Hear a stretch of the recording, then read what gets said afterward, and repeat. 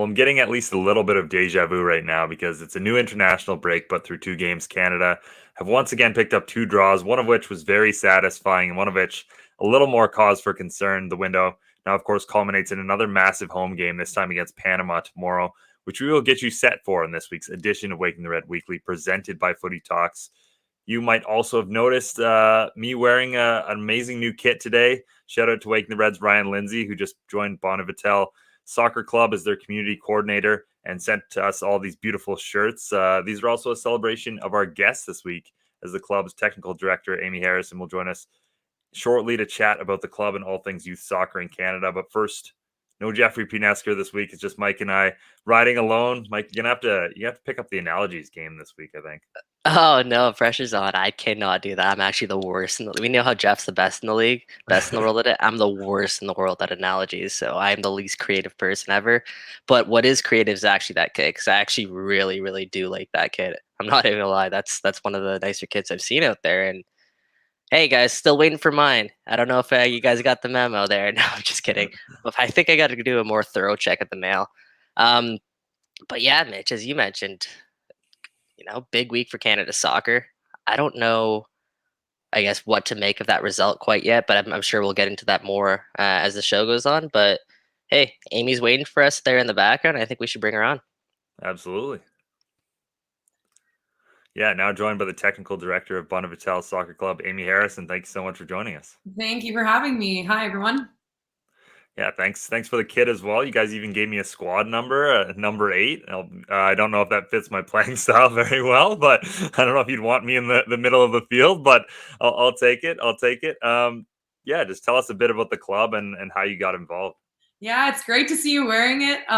We are typically blue, actually. So we've just actually put out a big survey to all our players to select next year's kit. So we're teasing everyone on social media on what that might be because we got the final results. So we're coming away from the gray and black, and the kids are all excited for that. So yeah, my time at Bonaventure has been quite short so far. I've only got there beginning of June. I came from the Whitecaps, originally from Winnipeg, but I was with the Whitecaps for 2 years, working in their Super Rex program and running their girls' academy. So it's good to be home. There's lots of exciting things happening in Winnipeg, and we have such good families, such good people involved in the club, and we're thrilled to see where it's going to go in these next few years.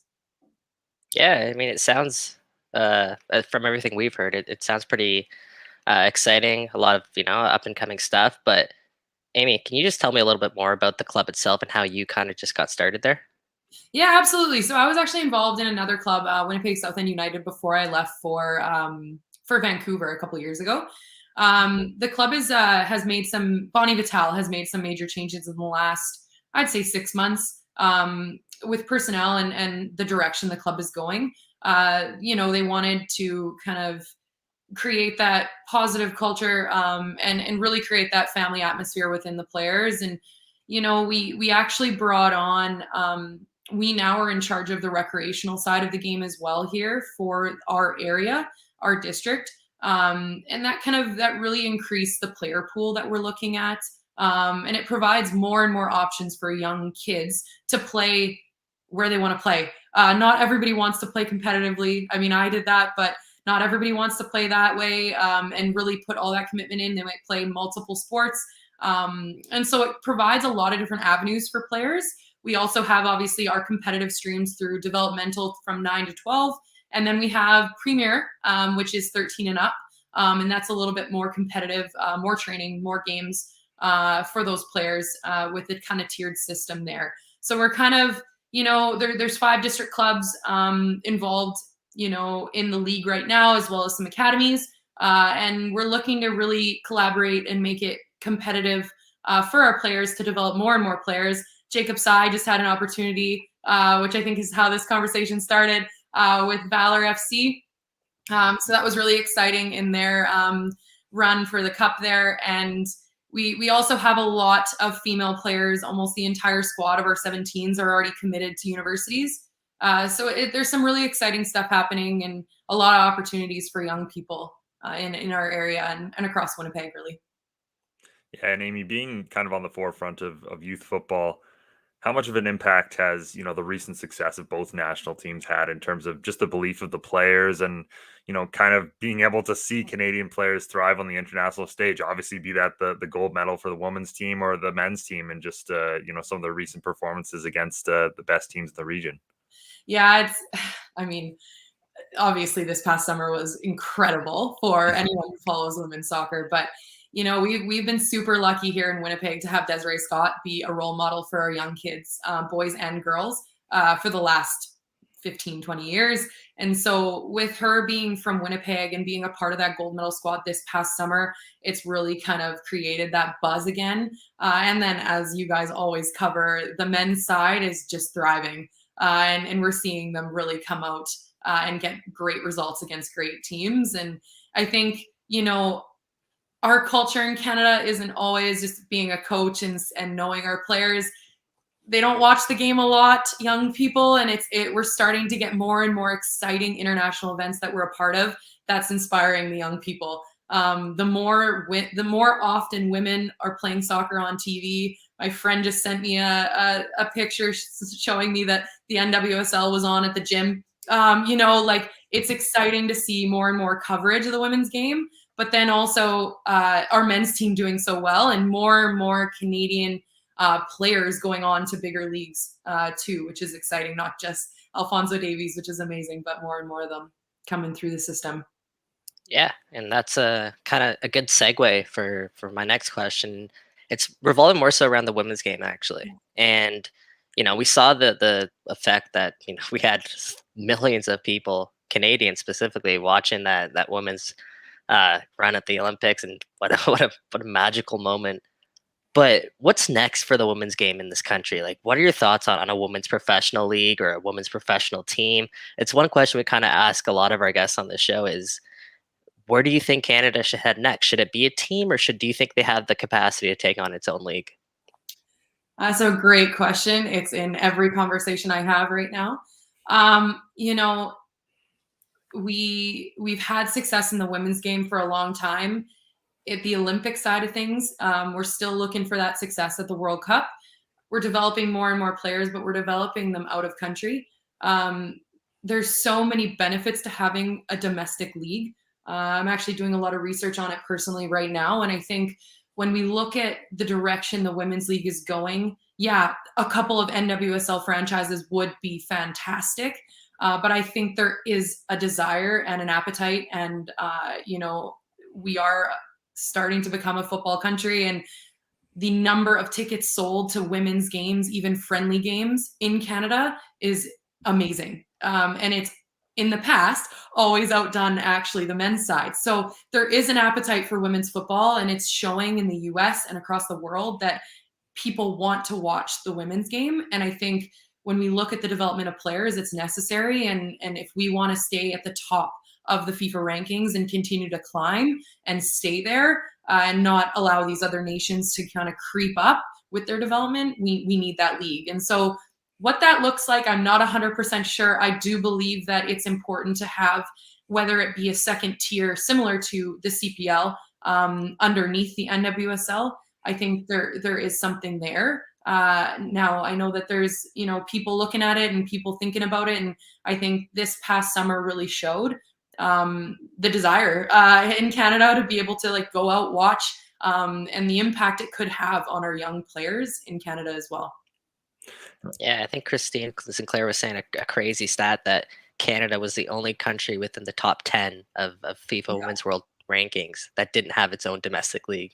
And for them to go on and win the Olympics in that fashion is quite incredible. But yeah, go ahead, Mitch. No, it's just, and 100%, I think it was us and Jamaica in the World Cup that were the only two countries. And so that is wild. Wow. And it's something that, we have a really, really, it's a large country. We get it. There's a lot of challenges there, but I think the CPL is proving that it is possible.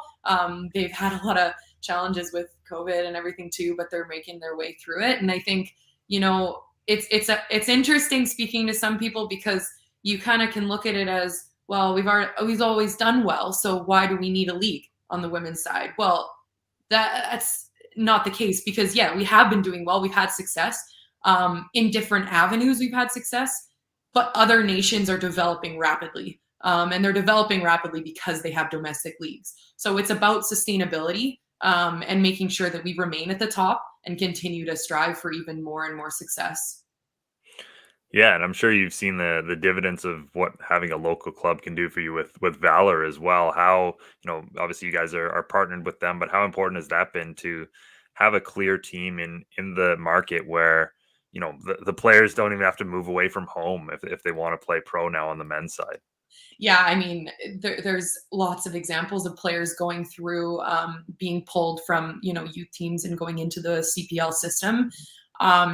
It's massive. I think the first year, the league kind of what they did was they blacked out dates so that you could go to the games consistently. And I'd love to see something similar to that moving forward to ensure that the fan base continues to grow. COVID obviously is a major factor, but people are still showing up. You start to see more and more brand recognition across the city, Valor logos, Valor stickers on cars, flags, jerseys, and it's exciting. Especially when you see the local players involved and playing, and you start to see a lot of those players coming back into the community and coaching, like Jose Galan, he's coaching at Winnipeg South End United, and we've got Raf helps out Oheen at a bunch of different clubs, and we also have Federico Pina, who's a local player who's on Valor, who's working with players in our club and other clubs. And so those players are going to go watch those games and they're going to be inspired. And I think when I think back to that question about would it be important on the women's side, it's important to inspire players to play the game. And we're seeing more and more research come out, not just, years of research showing that numbers, as they get to 15 years old, numbers decline on the women's side. In the girls' game, they drop out of sport completely. And I think, our numbers year to year in Winnipeg and across the country are declining. And now with COVID, it's going to decline even more. I think it's like a ridiculous percentage of players and young people that are not going back to sport. And so we need these things to continue to inspire our young people. And seeing those players actually get the opportunity, that's what shows that it's possible. Oh, it's exciting, really exciting. Yeah, and sort of building off that is that what's really important, in my opinion, is a pathway, I guess, to something bigger. And I guess to build off that, what you were saying is, what is that pathway for people who are a bit older? What's the next step? Is it an NCAA scholarship? Is it trying to make it professionally overseas? Is it dependent on the player itself? What are you guys trying to do there? Specifically at Bonnie Vital, Yeah. what we're looking at doing, and it's along the same lines as what a lot of the district clubs here are doing, but we provide a place to play up until 17. We have a men's team in the men's league, in the Premier League here in Winnipeg. We're looking at getting a women's team, so that kind of bridges that gap. But it is that next tier that we need to have as well here in Winnipeg, specifically on the women's side. There is different opportunities on the men's side once they hit 18 years old. That kind of bridges that gap between potentially going from youth to senior. The gap is bridged on the women's side in Winnipeg with university opportunities. If you're on the men's side, you have to go away. There is college opportunities, but there's no youth sport opportunities in Manitoba right now. So, I think the pathway, there's opportunities. You just kind of have to navigate it. It's about filling those voids and finding a way to keep players playing the game at the highest level that they want to play for as long as possible. So, yeah, I agree. I don't think it's linear right now, and I don't think it should be linear. I don't think that there should be only one way to go. It's being proven in the women's game and the men's game, but both sides right now, where the women's game had always been kind of one pathway, and now you're seeing, Bianca, or players coming through that weren't in the rec system or weren't in NCAA, and they went directly to pro, which is exciting, and it should be that way. If players are good enough, they should be able to play. So. Yeah, well said. Yeah, and you of course played pro yourself over in Scotland with Rangers and Hearts. What was that experience like? Going over to Europe. Obviously, we're starting to see it now. More Canadian players: Janine Becky, Jessie Fleming, a bunch now over between a number of leagues. There's something like 6 in the Champions League this year, which is very exciting for the national team program. What was that experience like, and where maybe does women's pro football still need to go here? Obviously in light of the past few weeks over here in North America, and a lot of different things that have come out about the unfortunate treatment of women's players, especially compared to their male counterparts. Yeah, I mean, it's interesting. So when I went overseas and I played in Scotland, it actually was technically semi-pro. It was amateur. Mhm. I played for Rangers when they had been financially relegated, so that was a really interesting time for me. But I played for there for a season, and then I went over to Hearts a year later. I took a year off, but it was interesting. You had like a couple diehard fans that were both men's and women's, but that was about it. And then you just had family friends attending games. We were on, some Rangers had some better facilities. We had some shoddy facilities on the Hearts side of things. But the game, even in 5 years, it's been longer than that for me. But even 5 years later from when I left, it had grown immensely. There was Glasgow City was the only team with professional players, fully paid players at the time, and they had continually been winning the league and going on to Champions League. Now you have competition there.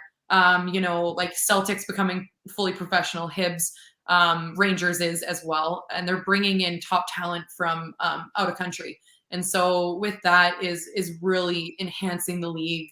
The resources are going into it. The success of the Scottish national team really kicked things off, and that's super exciting. Players that I've played with that are doing really well in that realm, that are no longer having to go away. They're actually now coming back and playing domestically too. So I think the game has come a long way in 7 years, and I think we have to celebrate that. I think we, on the women's side, we get stuck as, in my personal opinion, we need this, we need this. It's like, yeah, we do, 100%. We deserve it, but we've come a long way, and we just need to keep pushing for that. And I think this last couple weeks was heartbreaking. Even if you're not involved directly with what was going on in the States and what's going on across the globe, it's heartbreaking because we've been in those situations and you can't imagine it personally, although it happens too often. So we need the proper people involved, men or women, in these leagues that are good people that want the right thing and that hold standards, and hold people accountable for what they're doing. So people are speaking up, players are finding their voice, and that's exactly what we need. Players need to feel comfortable to be able to share, and to be able to express what's gone on and be able to make change. And it's really exciting seeing some of these huge names in the women's and men's side speaking up about what's been going on. And that'll just continue to grow the game in the right way. Yeah. Really, really well said there. And last question for me. I probably should have, maybe begun with this, but it's about the pandemic and kind of how that's affected youth soccer there, and are things starting to get sort of back to normal, or is it still challenging? Yeah, I would say it's getting back to normal in terms of operations. We're having less and less restrictions, I guess you'd say. A lot of it has to do with vaccinations, what you can actually do and not do in Manitoba. Now, I think just the biggest impact is players coming back, as I mentioned. Our numbers are down from previous years. We've made a lot of changes, so it's difficult to say whether all of that is due to the pandemic. But I think it might take a couple years for people to be comfortable to put their young kids in sport again. But hopefully we're able to provide that environment so that they do. Sport is so incredibly important to young people, as I'm sure you all know here. I'm preaching to the choir. But it's one of those things that I wouldn't be who I am today without sport, and my support systems that I had through sport. So really hoping that we continue to grow our numbers and make that safe place for people to come back to. Cool. Amazing. Thank you so much for joining us today, Amy. This has been awesome. Thank you for having me, and we'll get you that kit. It's on its way. I shipped it myself. So yeah, I might need to just do a thorough check in my mailbox. That could be on me, and I'll let you know. I'll keep you updated, Amy. Amazing. Thank you so much for having me, and have a great rest of the show. Yeah, you too. I mean, great stuff today. Thank you. Thank you. All right, cool. That was awesome, Amy Harrison of Bonavital, and shout out to Ryan Lindsay for hooking that up with us. And as you guys all saw, great stuff from her. She's obviously very fluent with all of the topics that we covered, and they got someone good in charge there at Bonaventura, Mitch. Yeah, absolutely. And yeah, no, it does. It just excites me when, you have technical directors like that on who know their stuff that well in terms of just the direction of where soccer is going in Canada. Cause, for so many years, it just that level of knowledge hasn't been there. That level of passion and enthusiasm hasn't been there for the game in this country. But, when you have people like that who obviously have the experience, having played over in Europe and with the Canadian youth teams and with in university as well, and they're giving back in some ways by helping the next generation through. I mean, we're seeing that more and more, and yeah, Amy's just a great example of that. So, that was awesome. No, you said it perfectly. You kind of summed up everything that I was trying to say there in a more eloquent way, as you typically do. But let's move on, Mitch, and let's get into some, I guess some men's national team talk, because they're probably the hot topic right now in this country. Mitch, 2 draws. I guess where do you want to start with this one? Whew. It's a tough one, right? Because I think you summed it up very well on Twitter, which is that you love how much the goalposts move in this country, in the sense that, like, a few years ago, an away draw in CONCACAF, and I know they were the last place team, but an away draw in CONCACAF without 6 starters or something like that. If you really think about it, between the guys who were suspended, you've got Laren and Hutchinson, even Borjan, who aren't available right now. And Hoylett wasn't available too, so you've got so many guys that weren't there. They're still able to come up with a result on a shoddy pitch, a couple days after playing at the Azteca, and we're still kind of disappointed. And we've still been sort of disappointed with, even maybe that draw at the Azteca a tiny bit, even the draw in Nashville, which is such a big result. Obviously, the home draw against Honduras is different. That one isn't actually probably disappointing in any cycle. But with that being said, yeah, I mean, it all comes down to Wednesday, really, doesn't it? This window could either be an outstanding window, I think, where you pick up another 5 points and you're in a great spot, or anything less than that, and things are getting pretty tricky there all of a sudden. So, I think it's certainly, the two first draws put maybe a little extra pressure on that home game, but at the same time, we knew that was going to be the key to this window, was whatever happened against Panama. And really, just the key to the whole qualifying campaign in general is Right. you have to win your games at home. That's what it comes down to. Is if you can, do what you got to do at home, get results that you need to get, then it doesn't really matter what you're going to do on the road. I think many people have done the math already. As long as you win out your home games, then Canada's going to be in a pretty comfortable spot. Circling back, I guess, to what I was saying there, is that's a great fact that we're having that debate, that we're having the passion in this country where people are like, guys, that's not good enough. Because personally, I kind of agree. Like, I believe they should have came away with 3 points there in Jamaica. But I think just taking a step back and just looking at how far we've come in such little time is quite remarkable. And I think that was really the sentiment I was trying to echo there, is just enjoy it, guys, because this is literally moving so quickly before our own eyes that we're not even realizing just how quickly, again, those goalposts are moving. Now, game wise, I love the game Canada played against Mexico. I thought they took it to Mexico. I tweeted out early, like maybe 10, 15 minutes into the match, I'm like, Canada's winning this game. Even when they went down a goal, I doubled down on it. I'm like, no, I don't take. I forget who it was who told me to take it back. I'm like, no, I do not take it back, because I honestly believe the Canadians, going down a goal at the Azteca, have the ability to come back in this game. It's, to me, it's a show of their fight, the show of their determination. Like, this is a team that will not be intimidated whatsoever, regardless of the environment. They play with this swagger that, like, Canada didn't really have in the soccer game for a long time. It's that they won't back down from a tackle. Like, usually when you go into a game with a team from Central America, you're kind of, I've seen a lot of Canadians not go half-hearted into challenges and, try and make sure they're not injured. Now Canada is the one that's going to be on that front foot and really, taking inches away from their opponents. And I think that's a great sign. And, players like Richie Larea, Tejan Buchanan, Obviously, Alphonso Davies kind of setting the tone after his experience in Europe. Someone like an Alistair Johnston, who, again, remarkable performances from Alistair Johnston.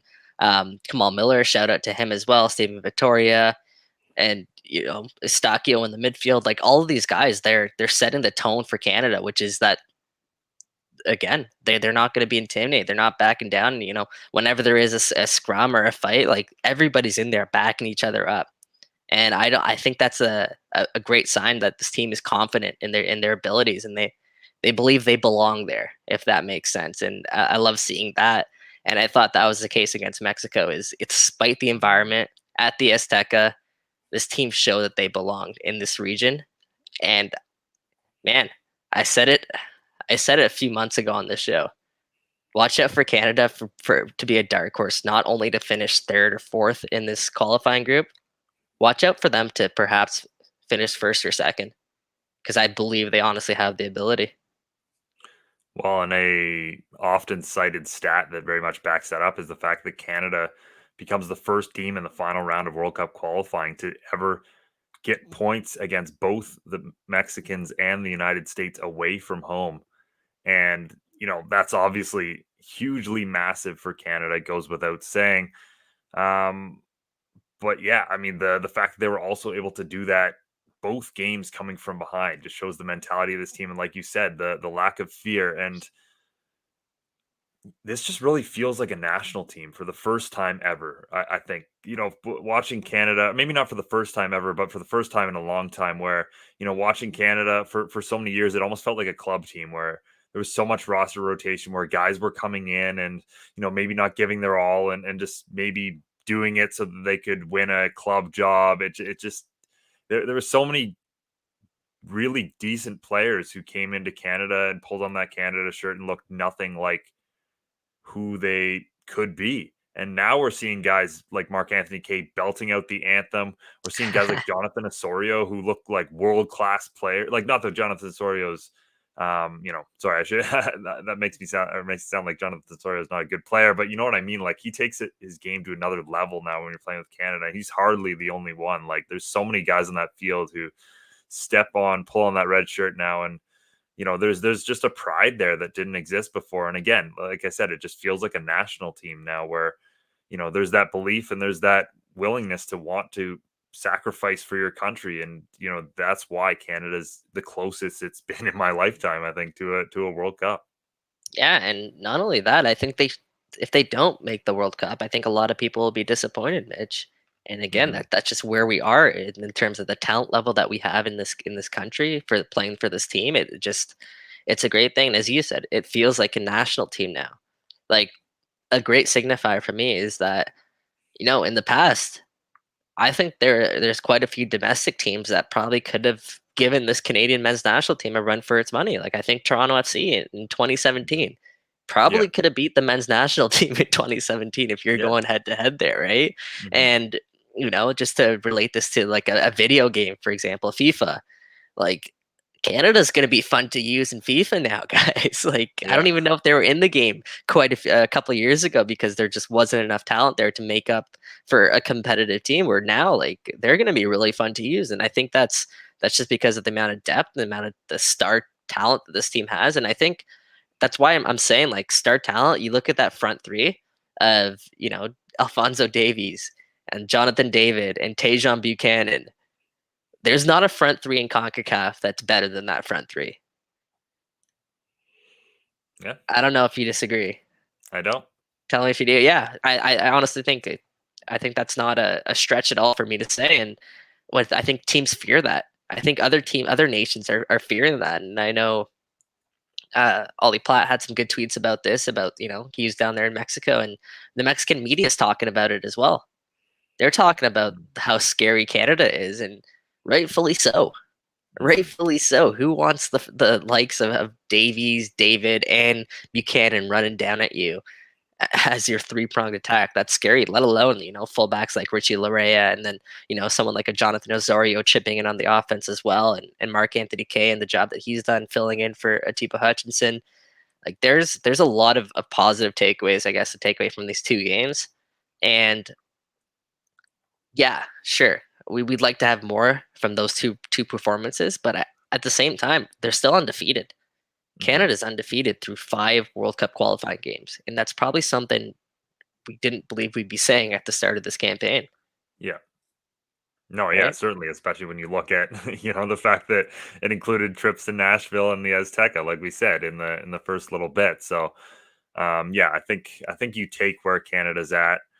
Now, with that being said, of course, like we've said, everything to this point is kind of dependent on this Panama game, which I want to talk about a little bit because it is so massive for so many reasons. Panama very quickly have become the clear opponent, I think, for Canada, at least at this stage in the qualifying cycle. They're the team that are threatening right now to make the World Cup over Canada in terms of some of the results they picked up. Obviously, beating the United States is massive.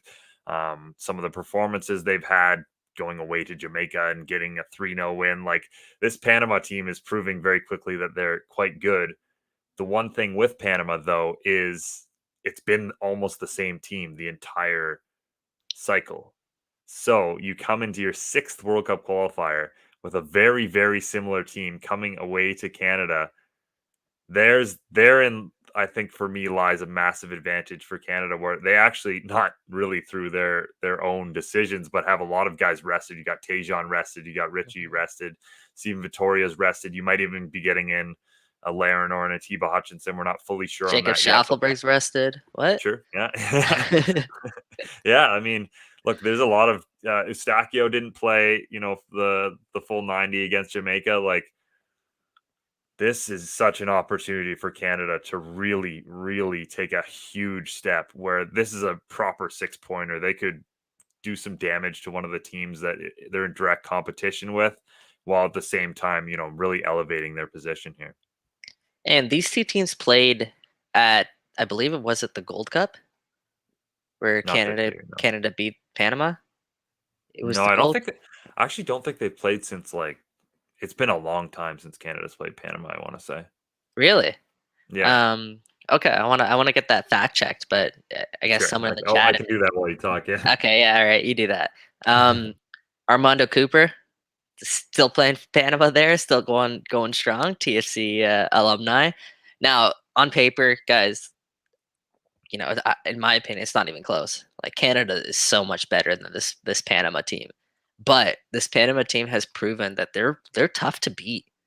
And I talked about that intimidation factor and never backing down from challenges.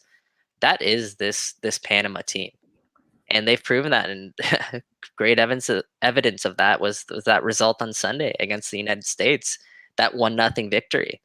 To be able to do that against the U.S. is that's remarkable. And now they're going to be coming into Canada and to BMO Field with a different level of confidence. Now, I've been saying in the chat there, I think he did your homework for you, Mitch, is apparently we haven't played Panama since 2014. So I was mistaken That is there. correct. Yeah. So yeah, it'll be another good measuring stick, I guess, for this men's national team. I'm expecting Canada to go out there, and I'm expecting them to obviously come away with 3 points. They're playing at home; they have to do that. But the magnitude of this fixture, with the position that both teams are in, like, this is a real treat for fans who are attending that game at BMO Field. Like, this will be probably the biggest men's national team game in. I want to Decades. say it's even bigger than the 2019 game against the States. Yeah. No, it's unquestionably much bigger than that game, I would say. Yeah, and if Canada get 3 points today, they get that separation a little bit from Panama, and they've had really a really difficult schedule so far. They might have had one of the most difficult schedules in the region, considering the fact that they went to the US already. They went to Mexico already. They've gone to Jamaica, although, you can debate whether or not how tough that is, but it's a good position I think Canada are in right now. And if they capitalize on this opportunity, because that's what I'm calling it. I'm calling it an opportunity right now. If they capitalize on that, that's a step, a foot into qualifying for the World Cup there in 2022. Probably has no bearing on this game since, again, these games were played like 7 years ago. But interesting stat I just found is that Canada and Panama, the last 3 times they've played, no one scored. So hopefully we see a goal at least in this game, because there's been a lot of zeros the past few games between these two countries.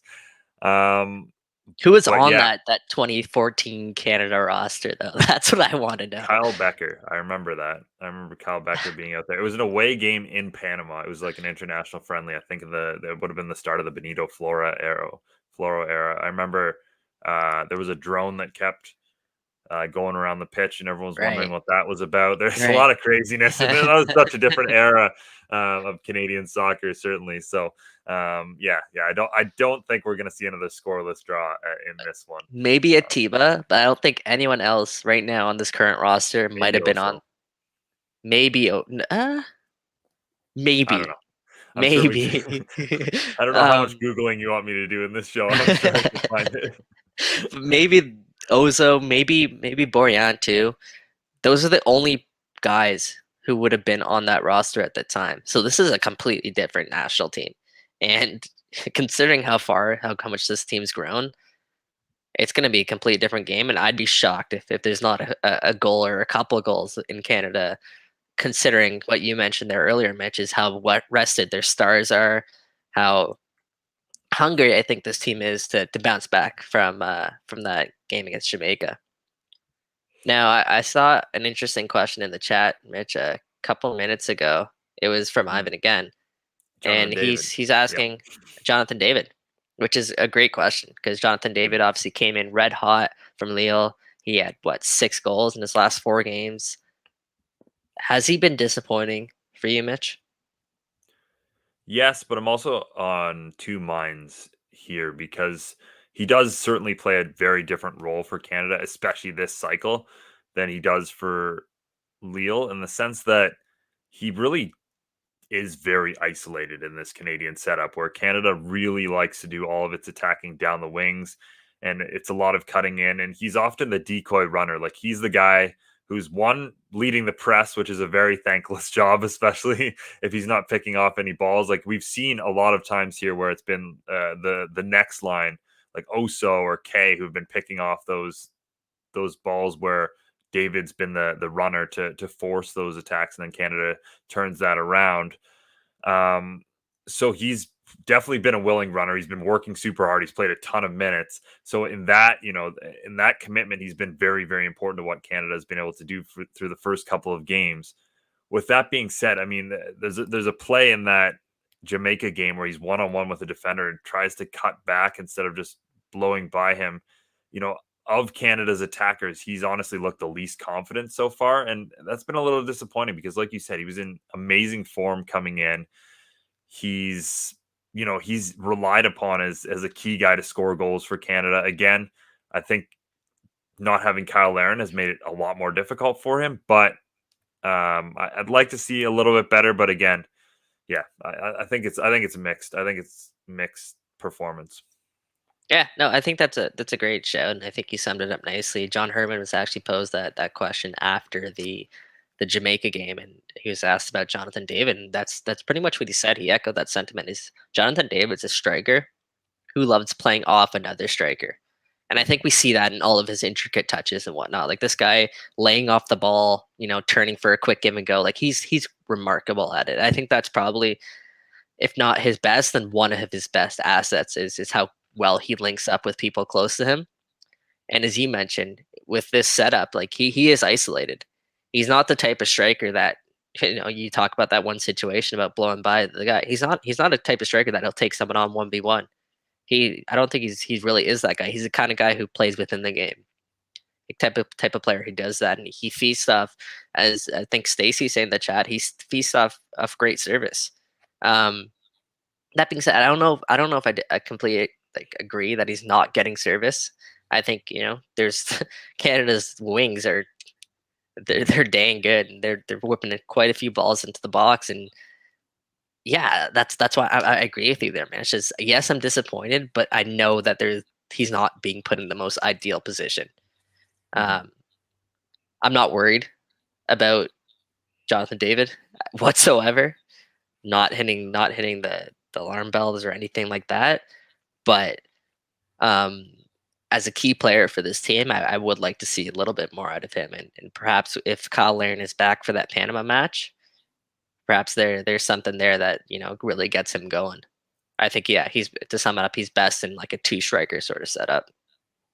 Yeah, if he can get a goal and Canada get a win against Panama, then I think this is like I think this conversation is over. It's kind of like the last window where he got that crucial goal against El Salvador, and it was, some of his faults earlier in the window were forgotten. So yeah, I obviously, just given the profile and given the player, he's always going to have heightened expectations for Canada, but I certainly don't think he's been disappointing this window. I just think he hasn't been, the game breaker that he can be for Yeah. the Canadian national team. Yeah, I think that's well said there. All right, Mitch, Panama score predictions. You gonna go out there on a limb? 2-0 Canada. I like it. I'm gonna go 3-0. I think they make a statement in this one, and just looking at the table. Let me just bring that up quickly. I know Canada's not for everyone else to see, just for myself. Oh, okay, fair enough. I'm not Less fancy I'm not that producer, great at Michael. producing, guys. So just looking at the table right now, Canada's sitting in 4th place on 7 points. 1 point ahead of them is Panama on 8. Same with the US on 8, and then you have Mexico at 11. Behind them is Costa Rica on 6 and El Salvador on 5. So if they can get a win here, those 3 points, and that prediction, comes true, they create quite a bit of separation. Obviously, they go 2 points up on Panama, and they have, I think, in my opinion, at least a more favorable schedule.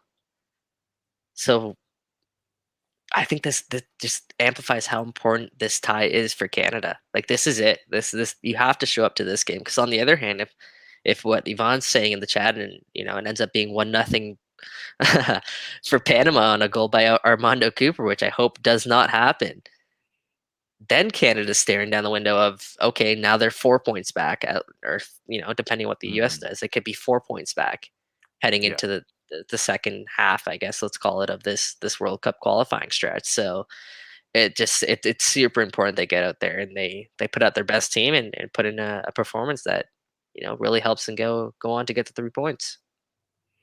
Yeah, and absolutely. If you're at all on the fence about whether or not you should go to BMO Field tomorrow, I hope that the importance that we put on this game and the preview that we've done today makes it clear that you got to be there. This is a moment that could be a massive turning point again for this national team. Like this, if they win this game, there's, like Michael said, there's a really good opportunity that they're building towards a World Cup here. So, like we said, this is a massive, massive one. Get out there, support the national team, and 100% capacity. Yeah, exactly. The tickets are open, and we've seen how great the atmosphere has been at the last couple of games, but it could be even better this time. So, I'm super, super looking forward to taking the trip down to BMO tomorrow. That's gonna be special. Building off that, Mitch, guys, we talk about this story a lot about how, a couple years ago we were at a Footy Talks event at the Rec Room. Alphonso Davies was there and a couple of other players. And we were talking about how we're never going to be able to get that sort of access again because it's such an intimate setting. Guys, tickets for games like this, if this heads in the direction we believe it's heading, tickets for games like this are not going to be as easy to come by. Yeah. Now, like, for a game like this, to see Alphonso Davies, Buchanan, Jonathan David, your hometown kids like Richie Larea, Jonathan Osorio, to see those guys in a men's national team shirt, it's not going to be this easy in the future. And I'm talking about the future that could really blink in front of our eyes. Like, it could be the next time Canada plays at BMO Field. It might not be this easy because tickets are going to be getting quite more expensive, and they're going to become a commodity because games are going to be starting to get way more important. And as Canada continue this push to qualify for the 2022 World Cup, it's going to be tough. So I highly recommend you guys get out there for this one. It'll be a moment to remember, I hope. There's a legitimate chance next time Canada plays at BMO, their front three play for Bayern Munich, Real Madrid and Club Brugge. So, like there's like you said, yeah, the stock is ever rising on Canadian soccer. So this is an opportunity to, be there when again, at one of those moments when Canada soccer really took off. So, yeah, very very excited for that game, and obviously a lot to be excited about in Canadian soccer circles right now. We talked a little bit with Amy about all the incredible things that the women's national team have done recently, and they're getting rewarded for it. 3 Canadians nominated for the Ballon d'Or on the women's side: Christine Sinclair, Ashley Lawrence, and Jessie Fleming. Part of the 20 women shortlist, with the winner being announced on November 29th. It's good to see. It's good to see some of those players obviously having won an Olympic gold. Like, they should be in that conversation. Yeah, I thought there could have been a couple more. Like, we talk about the Hmm. performance of Vanessa Gilles. I think she might have played her way onto that list, but obviously she's not. Kadisha Buchanan as well. I was actually surprised she was left off that list. Yeah. Even a Steph Um, LeBay, I know she doesn't do the same on the club side, but was probably Canada's player of the tournament. yeah, exactly. And, but still, no Canadian male or female has ever won the Ballon d'Or award. No one's even finished top 3 in voting. Now, that being said, the women's award was only started to get rewarded in 2018. So that probably is why Christine Sinclair has not won a Ballon d'Or yet. But, there's a chance this year. And I think Ashley Lawrence, Jessie Fleming, and Christine Sinclair are great people to have up there for the award for Canada. I think they're probably our 3 most important players. Um, Maybe add Buchanan into that mix as well. And Mhm. we see the growth of Jessie Fleming too. Just a quick shout out to Jessie Fleming. Like, she's now getting into games for Chelsea, and she's really not only just getting into games for them, but she's playing quite well for Chelsea right now. I think, last match she was their player of the match. I know their social media account was going crazy for Jessie Fleming, which I saw, Yeah. which was great. And she's really, growing up in front of our very eyes, and really becoming the player we all thought that she could be, if not even better. Hmm. Yeah, I'm a little bit disappointed because that performance did come against my Foxes, but nonetheless, I mean, it was exciting to see, Fleming finally start to break through with that team, because she's such a quality player, like literally a world-class midfielder in the women's game. So obviously, it's good to see her getting those club reps as well. And like you said, this is, yeah, those are kind of the core players of the national team. So it's good to see them, in that mix with the best in the world. Let's talk some TFC. Why not, to finish Let's up the do show it. here? They've got a fun one against Atlanta United on Saturday, I believe, at BMO Field. And I think Toronto FC's been one of those teams that's been kind of a thorn in Atlanta United's side for so many years, and I'd love to have that continue. They took the points record away from them. Obviously, went to Atlanta, beat them in the Eastern Conference finals a couple of years ago. Like, this has been a team that's been annoying Atlanta whenever they get the opportunity, and with Atlanta just 1 point out of the playoff spot, why not do it again? Dare I say that Toronto FC has been fun to watch Yeah, of late. they have. Um, yeah, I think they're undefeated the last 5, as they won 4 of their last 5 games, heading into this game against Atlanta United. And yeah, as Mitch said, for them to play spoiler against Atlanta, that would be music to our ears. I know Atlanta United fans would probably hate that, but we're not, even as fans, yeah, we want that high MLS Super Draft pick. Well, I mean, kinda. And we also want that top allocation spot order, or one of the top spots next season.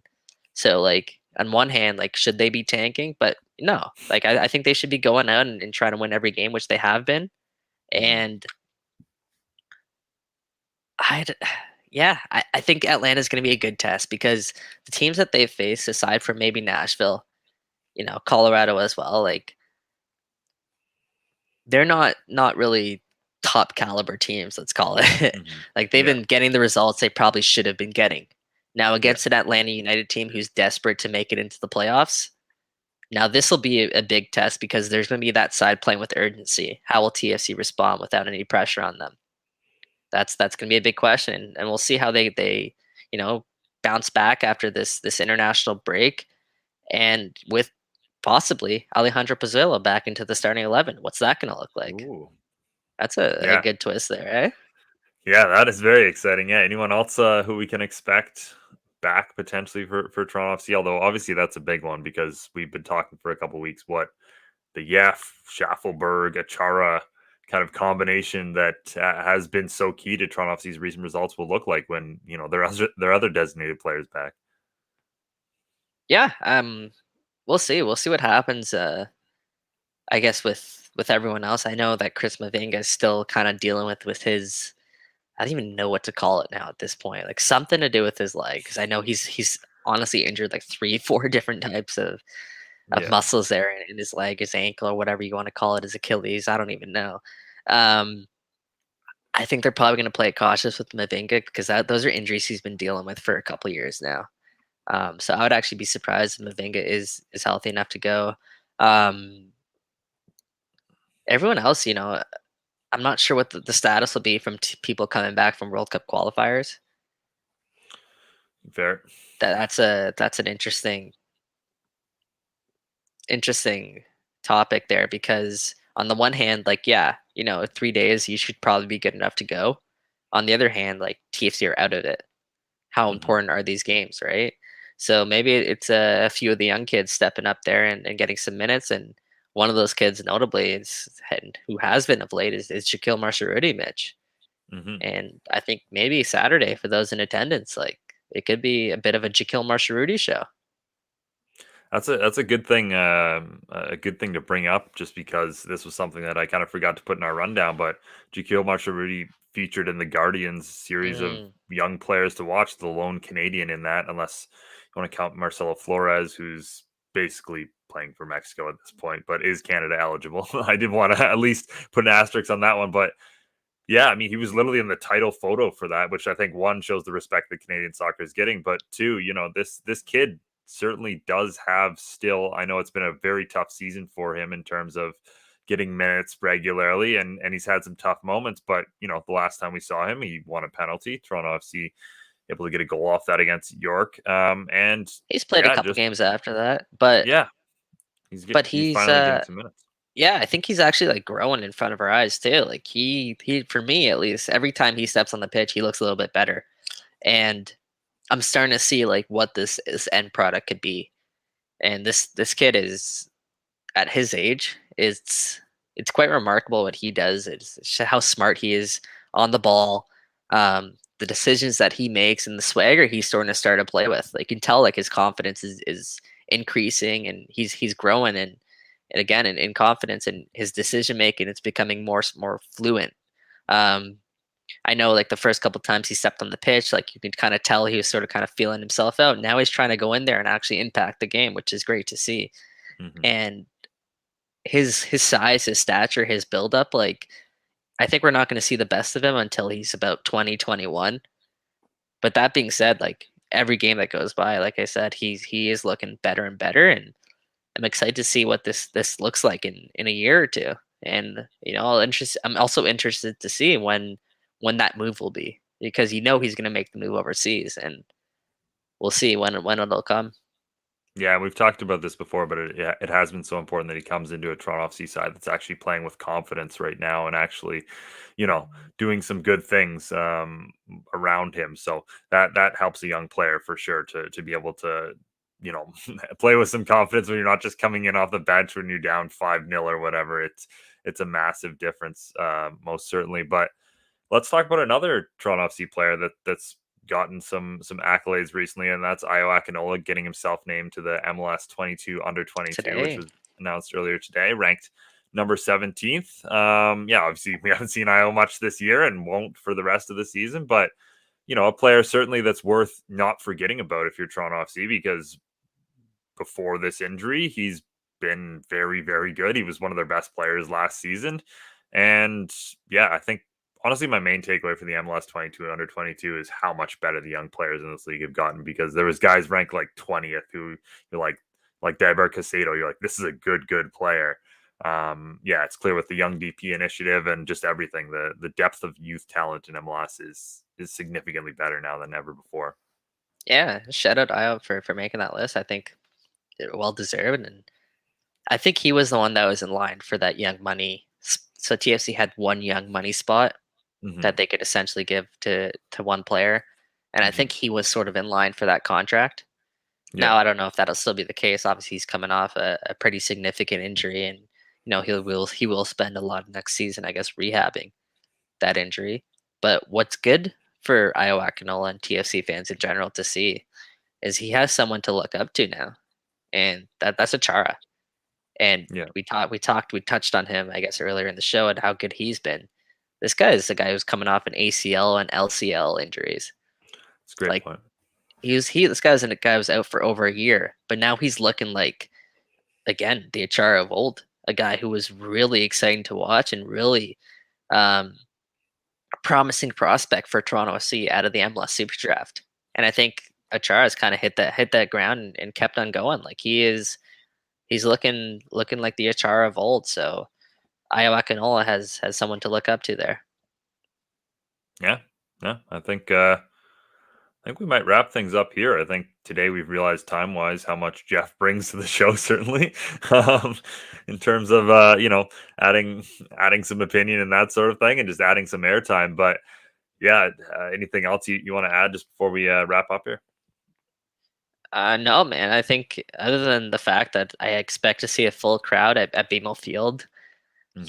tomorrow, and how big that game. I've been so excited about that game since the Jamaica game, Yeah, and I can't wait to get out there at the field. I can't wait to see the atmosphere. I know the crowd is going to be buzzing. I know the players are going to be buzzing. I know I'm going to be buzzing.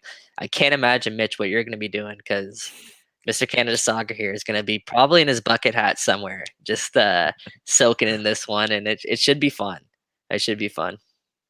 yeah, definitely should be. And shout out to the Voyageurs for all the work they've been putting in behind the Hmm. scenes to get that atmosphere ready for that game. I know it's going to be fantastic in the South End, and that'll just fuel the rest of the stadium for what should be an incredible atmosphere for Canada to go out and get a massive result. So yeah, just so excited for that game, as you said. But that does bring us to the end of our show. Thank you so much to Amy as well for joining us and telling us a bit about Bonnie Vittel and women's soccer in general. That was a fantastic conversation. Really glad we got to have it on the show.